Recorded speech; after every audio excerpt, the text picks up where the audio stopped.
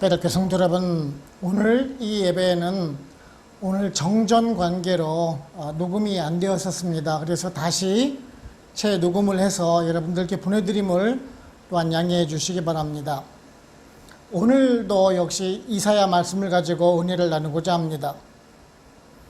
여러분들이 이제 살아가시면서 사람들과의 대화 속에서 이 커뮤니케이션 해가면서 답답해 하실 때가 많으시지요. 나는 열심히 잘 설명을 하고 있는 것 같은데 상대방이 잘 이해를 하지 못할 때 우리들은 답답함을 느끼게 됩니다. 그럴 때 여러분들은 어떤 표현을 쓰고 계시는지요? 내가 너를 믿게 하기 위해서 어떻게 해주기를 바래? 각서라도 써줄까? 아니면 문서를 작성해서 공증이라도 받아줄까? 우리가 그러지요. 요즘에야 공증하는 문서라도 있겠지만은 오늘 보시는 이사야 당시에는 그런 것은 없었겠지요. 오늘 보시면은 그 이사야의 답답함을 보는 것 같습니다. 계속해서 세상을 의지하지 말고 역사의 주관자이신 하나님만 믿으라고 합니다.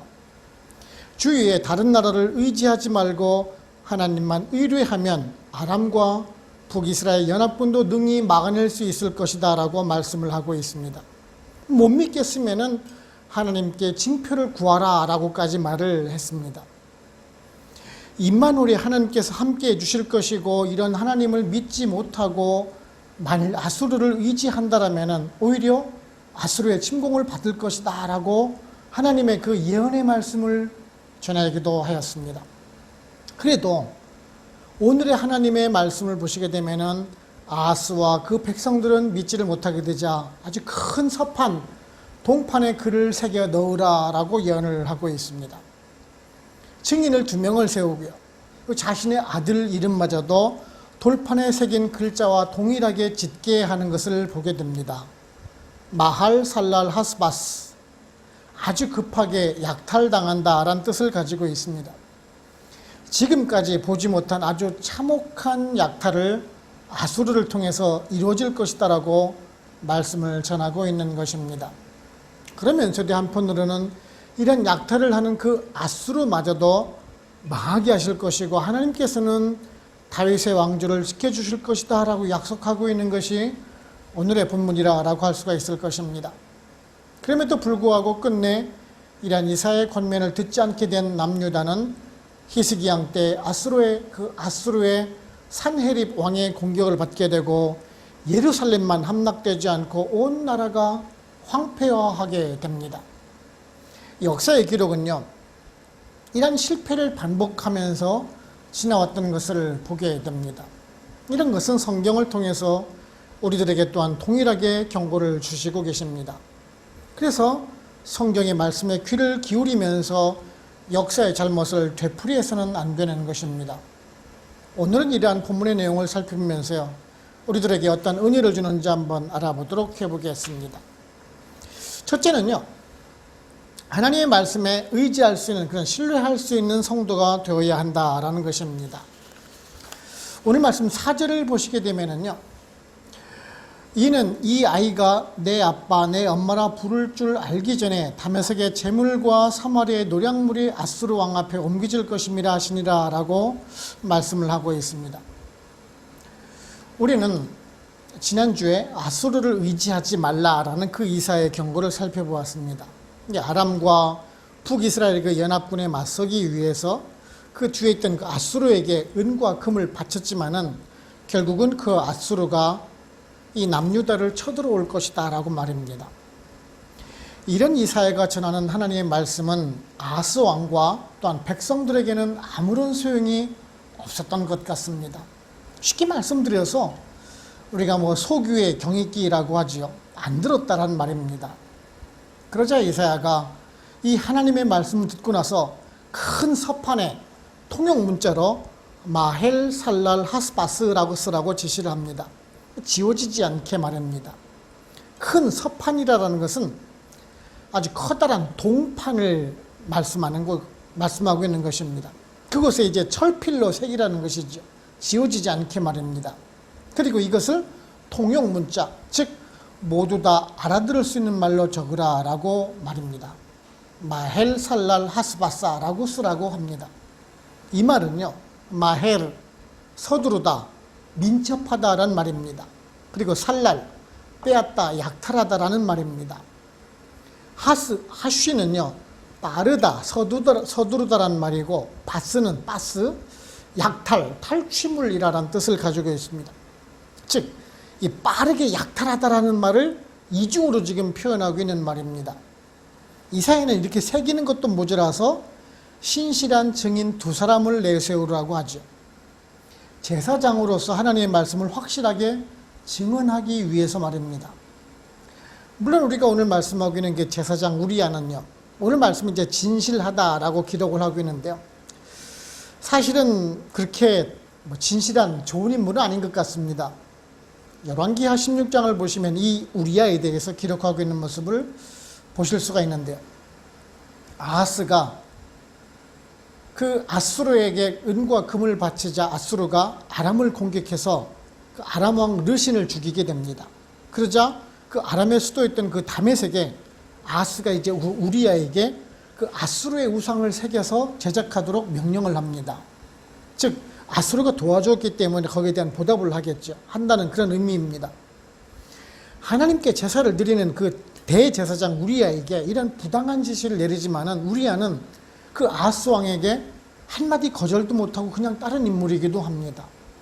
물론 오늘 여기서는 그런 것을 논하기에는 시간이 좀 부족하긴 해서 다음 기회에 우리가 한번 다뤄보도록 하겠는데요. 이사야는 지금 여기에 그치질 않죠. 자신의 아들 이름마저도 마헬 살랄 하스바사라고 지어 부르도록 합니다. 아람과 북이스라엘이 아수르에 의해서 속히 패망할 것을 확인시키기 위해서 아들 이름마저도 이렇게 부른다라는 것이에요. 나중에 남유다 사람들이 이 이사야의 아들을 보면서 그 아들이 이사야의 아들임을 모르겠습니까? 그리고 그 이름의 뜻을 모르겠습니까? 그 이름을 보면서 그 아들을 보면서 아주 빠르게 약탈당할 것이라는 뜻을 모두 다 알고 있을 것입니다. 자, 그렇다면은 하나님께서 왜 서판에 그 글을 새기게 하고 증인을 세워서 이 말씀을 공증하게 하고 심지어는 이사야의 아들 이름까지도 지어가면서 하나님의 뜻을 전하려고 했을까요? 그렇죠. 반드시 하나님의 약속의 말씀이 이루어지는 것을 알려주시기 위해서 이렇게 하신 것이다라는 것이에요. 나중에 아람이 망하고 북이스라엘이 망하는 그 모습을 보면서 이 서판을 보고 또한 그 이사야의 아들을 보면서 하나님의 말씀이 신실하게 이루어진다는 것을 보게 되지 않습니까? 하나님께서는 우리들에게도 이 하나님의 언약의 말씀이 신실하게 이루어질 것을 말씀하실 것 약속하셨고 또한 그렇게 되었습니다. 주님께서도 이 하나님의 말씀은 없어지지 않을 것이다라고 말씀하셨죠. 마태복음 5장 18절을 보시면은 진실로 너희에게 이르노니 천지가 없어지기 전에는 율법의 1.1획도 결코 없어지지 아니하고 다 이루리라라고 말씀하고 있지 않습니까?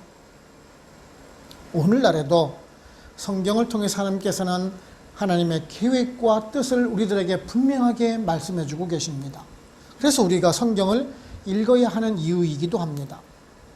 바르고 온전한 성도의 삶을 살기 위해서는 하나님의 말씀을 읽어야 하지 않겠습니까? 알아야 하지 않겠습니까?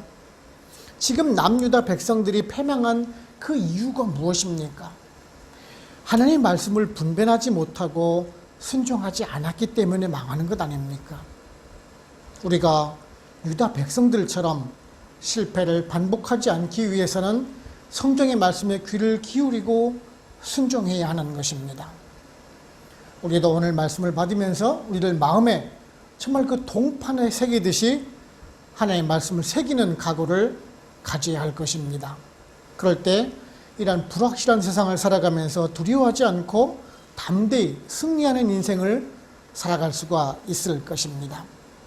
두 번째는요, 환난 중에도 임마누엘 하나님께서는 함께해 주신다라는 것입니다. 8절을 보시면은 흘러 유다에 들어와서 가득하여 목에까지 미치니라 임마누엘이여 그가 펴는 날개가 내 땅에 가득하리라 하셨느니라 라고 말씀하고 있습니다.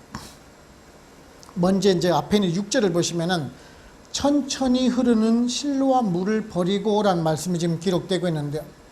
이 구약 성경에 이 실로암 물이 실로암 그 샘물에 대해서 기록하기는 좀 처음 기록되고 있는 부분인데요. 물론 이사야 선지자가 이 말씀을 전할 때에는 그 실로암 물이 없었을 때입니다.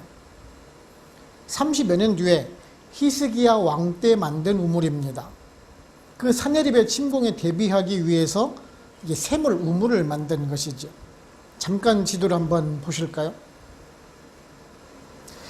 이 실로암 물은요, 예수님께서 맹인의 눈을 뜨게 한 장소로 알려진 아주 유명한 곳이죠.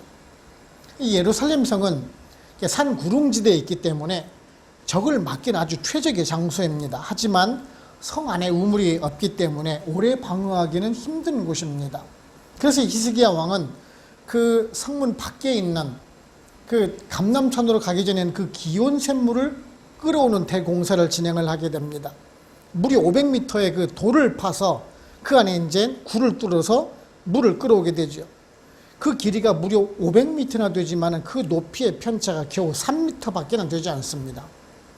흐르는 물소리조차 내지 못하도록 아주 섬세하게 바위를 파고 물을 끌어오는 것입니다. 근데 지금 이사야 선지자가 말하고 있는 이 실로암 물은 그 당시 없을 때입니다. 그 뒤에 있는 그 7절, 그 아수르에 있는 유프라테스의 그 거대한 강물과 비교하기 위한 말씀이기도 합니다.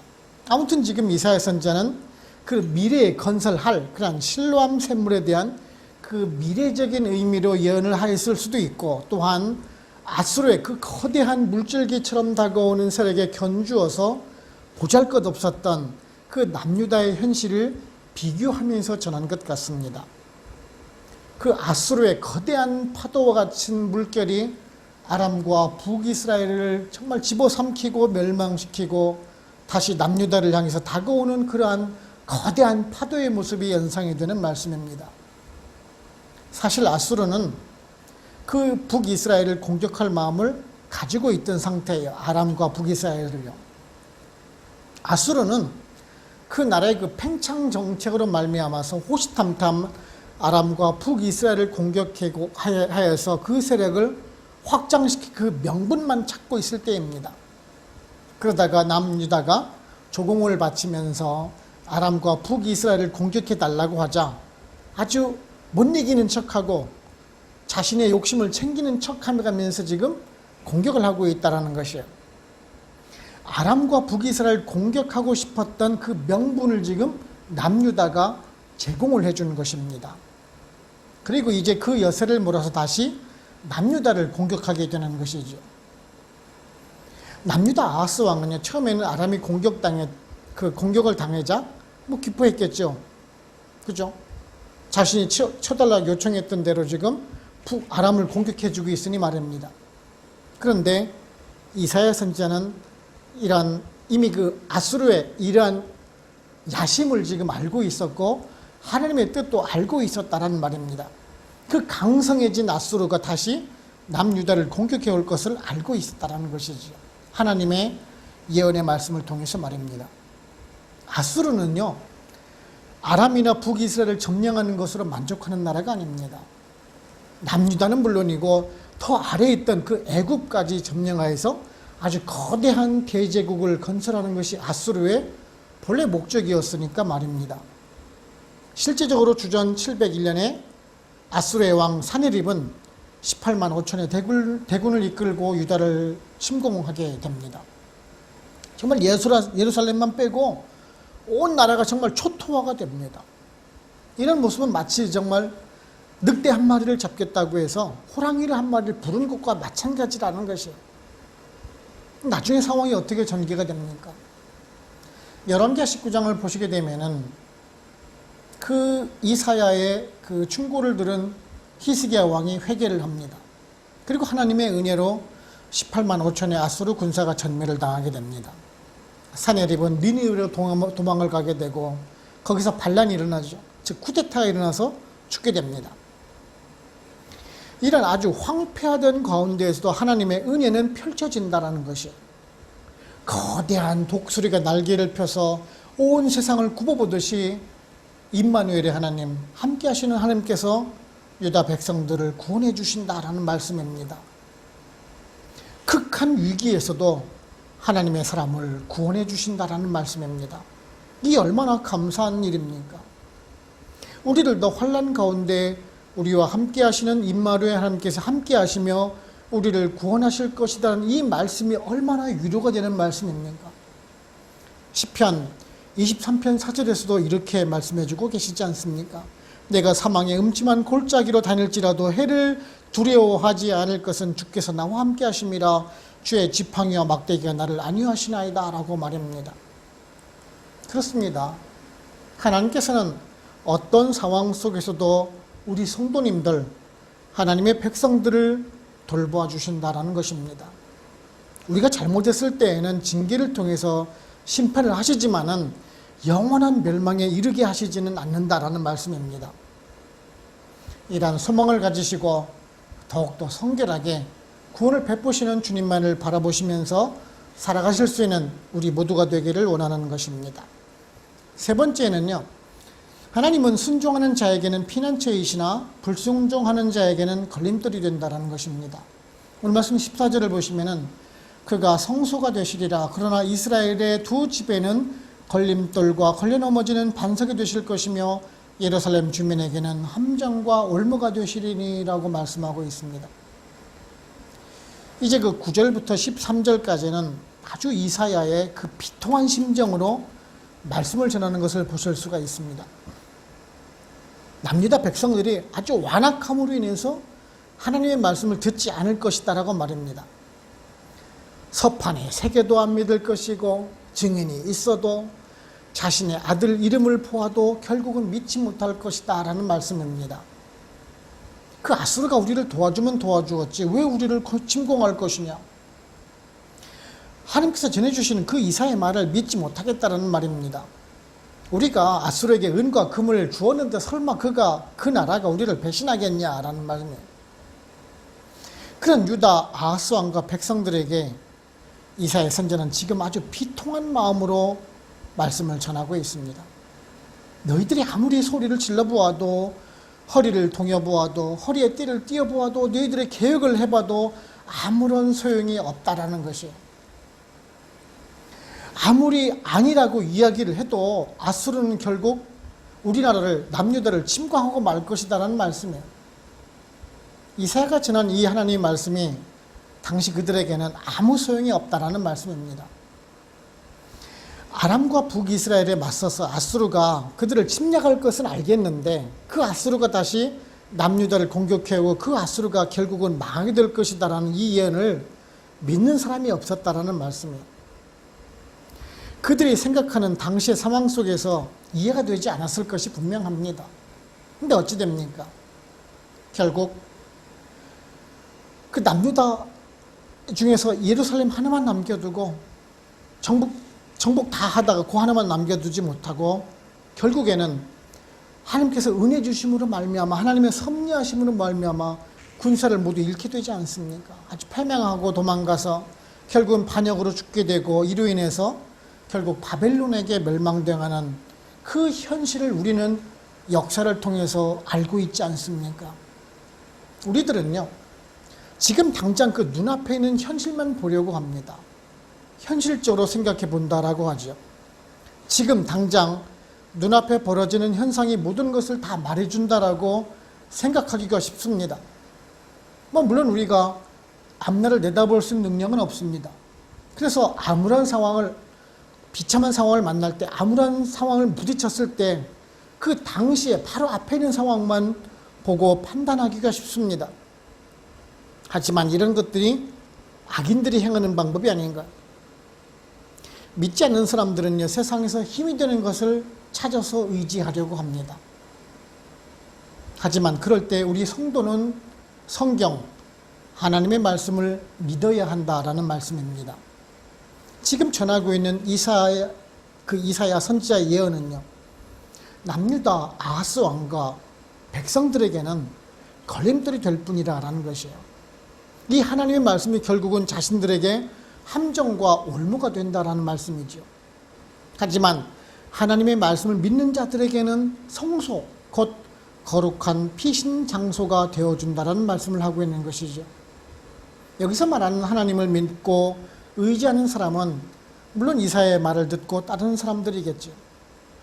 오늘 말씀에 이스라엘의 두 집이라고 하고 있죠. 남유다와 북이스라엘을 말씀하고 있는 것입니다. 하나님의 선민의 자손들이죠. 북이스라엘은 하나님의 언약이 있는 그 다윗의 왕가를 배신하고 새로운 자신들의 왕국을 세우죠. 그리고 스스로 왕이 되고자 하는 사람들, 왕이 되고 싶은 사람들은 찬탈을 통해서 반란을 일으키면서 왕이 되어서 다스리고도 하고요. 백성들에게 물질적인 번영을 약속하면서 우상숭배에 빠지게 한 나라입니다. 이에 반해서 남유다는 그래도 하나님의 말씀을 믿으면서 다윗의 자손들로 하여금 이끌어오던 민족입니다. 근데 지금 그 아하스 왕 때의 그 북이스라엘처럼 우상숭배를 하고 있다는 거죠. 하나님의 말씀을 듣지 않는 시대입니다. 그들에게 지금 그 이사야의 권면, 이 하나님의 말씀이 걸림돌이 되고 있다는 것이에요. 더욱이 이제 그것이 함정이 되고 올무가 되어서 결국은 남유다가 멸망하게 될 것이다라는 경고의 말씀이기도 하는 것입니다. 이 말씀 그대로 남유다는 결국 하나님의 말씀을 따르지 않다가 바벨론에 의해서 패망을 하게 됩니다. 이런 것은 예수님 당시에도 마찬가지라는 것을 보게 됩니다. 예수님을 구주로 영접하는 사람은 구원의 약속을 받지만은 당시 주님을 배척하는 사람들에게는 이 주님의 말씀이 걸림돌이 되고 넘어지는 결과를 만들어낸다라고 말씀하고 있지 않습니까? 그렇습니다. 주님은 우리들에게 반석이 되어 주십니다. 하지만 믿지 않는 사람들에게는 거치는 돌이 된 것입니다. 같은 돌인데 어떤 사람은 주춧돌이 되어서 반석이 되지만 어떤 사람은 발에 걸리는 돌이라는 말씀입니다. 여러분은 예수님이 어떤 돌이십니까? 물론 반석이 되시겠지요. 하나님의 말씀에 순종하심으로 반석이 되어서 여러분을 든든한 반석 위에 세워나갈 수 있는 우리 모두가 되기를 소원을 합니다. 결론적으로 말씀을 드리게 되면은 이 남유다 아하스 왕과 백성들은요, 당시에 그 하나님의 말씀을 전하던 이사야 선지자를 보면서 어떤 생각을 했을까? 정말 저 사람 미친 사람 아니냐? 정말 저런 사람 내 처음 본다라는 생각들을 많이 하겠지요. 오늘날도 마찬가지일 수가 있을 것입니다. 국제 정세를 어떻게 보고 있기 때문에 저렇게 판단하느냐, 저런 쓸데없는 소리를 짓거리고 있느냐라고 무시했을 것이 분명하죠. 그러기에 결국은 패망의 길로 향해 갔을 것입니다. 그런데요, 이사야 선지자의 당시의 상황을 보면서 사실 오늘날 우리들의 모습이 그려지고 있는 것 같아서 정말 안타깝다라는 생각을 가져보게 됩니다. 지금도 세계 강대국의 이해득실에 따라서 움직이는 것을 보게 됩니다. 미국이나 러시아, 중국, 일본 등의 그 실리를 위해서 줄다리기 하고 있는 정치인들과 지도자들을 보게 됩니다. 그리고 많은 사람들은 돈과 명예, 권력, 쾌락을 위해서 모든 것을 다 던지고 빠져드는 모습을 보게 됩니다. 점점 교회와 하나님의 사람들은 멀어져만 가고 있습니다. 교세는 점점 줄고 있고요. 교회와 하나님은 손가락질의 대상이 되고 있습니다. 이럴 때 우리 성도의 역할과 사명이 무엇인지를 한번 고민해 보게 됩니다. 사실 우리 교회도 예외는 아니겠죠. 물론 이곳 사정에서 많은 성도님들이 한국을 떠나서 한국으로 이제 귀임도 하시고 그랬지만은 많은 분들이 상처를 입고 교회를 떠난 사람들도 있습니다. 저와 여러분은 무엇을 믿고 있습니까? 누구를 믿고 있는지요? 혹 하나님이 아닌 예수 그리스도가 아닌 세상을 믿고 돈을 더 따르고 세상적인 권력에 의존하고 있는 우리가 아닌지 한번 돌아봐야 하는 것입니다. 분명 오늘 말씀에 하나님을 믿고 따르는 사람에게는 반석이 되어주시지만 하나님 이외에 다른 것을 따르는 사람은 거친 돌이 되고 올무가 된다라고 말씀을 하고 있습니다. 그래서 우리는 오늘 말씀을 보면서 늘 자신을 성찰하고 돌아봄으로 인해서 불신하여서 패망의 길이 아닌 오직 하나님만 믿고 따르는 삶, 그 말씀에 순종하는 삶을 살아가심으로 인해서 주님이 여러분의 반석이 되시고 피난처가 되시고 또한 주님께서 주시는 그 복을 받아 누리시면서 살아가실 수 있는 우리 베들교회 모든 성도님들 다 되시기를 주님의 이름으로 축원을 합니다. 기도하겠습니다. 하나님 아버지 감사합니다. 오늘도 저희들에게 귀한 말씀을 통해서 은혜 주시니 감사합니다. 아람과 북이스라엘 침공이 두려워서 아수르에 의존하던 그 백성들에게 두려워하지 말고 오직 여호와 하나님만 믿고 의지하라라는 그 이사야의 간절한 외침이 정말 우리들 귀에 들리는 것 같습니다. 지금 우리들의 모습은 이사야 당시와 같이 세계 열방에 의지하고 또한 우리를 물질이나 돈에 의지하고 권력에 의지하면서 살아가는 현대인들이 아닌지 한번 돌아보게 됩니다. 유흥과 쾌락, 탐욕에 눈이 멀어서 점점 그 하나님의 인도하심과 보호하심을 잊고 세상이 나를 보여줄 것 같은 그런 착각으로 살아가는 우리들이 아닌지 한번 돌아보면서 경계를 삼기 원합니다. 늘 우리들의 기도 소리에 응답하시고 우리들에게 베푸시기를 기뻐하시는 그 하나님의 은혜와 사랑을 생각해 가면서 오직 말씀이 중심이 되고 성경이 생활의 지침이 되는 우리가 되기를 원합니다. 예수 그리스도를 믿는 믿음이 우리의 반석이 되어서 그 든든한 반석 위에 우리들의 믿음을 세워가면서 세상 속에 선한 영향력을 끼쳐가며 하나님의 영광을 위해서 살아가고 또한 말씀에 순종해 나가는 베들교회 모든 성도님 다 되도록 성령님 인도하여 주시옵소서. 오늘도 말씀을 주심에 감사하옵고 예수님의 이름으로 기도드립니다. 아멘. 축도에 마칩니다. 지금은 우리를 죄에서 구원하시는 예수 그리스도의 은혜와 하나님 아버지의 크고 크신 사랑하심과 성령님의 인도하시고 역사하시고 우리와 같이 교통하심이 베델 한인교회 모든 성도님들과 그들의 가정과 직장, 사업체 그리고 선교지와 베델교회 위에 지금으로부터 영원토록 함께 합시기를 간절히 축원하옵나이다. 아멘.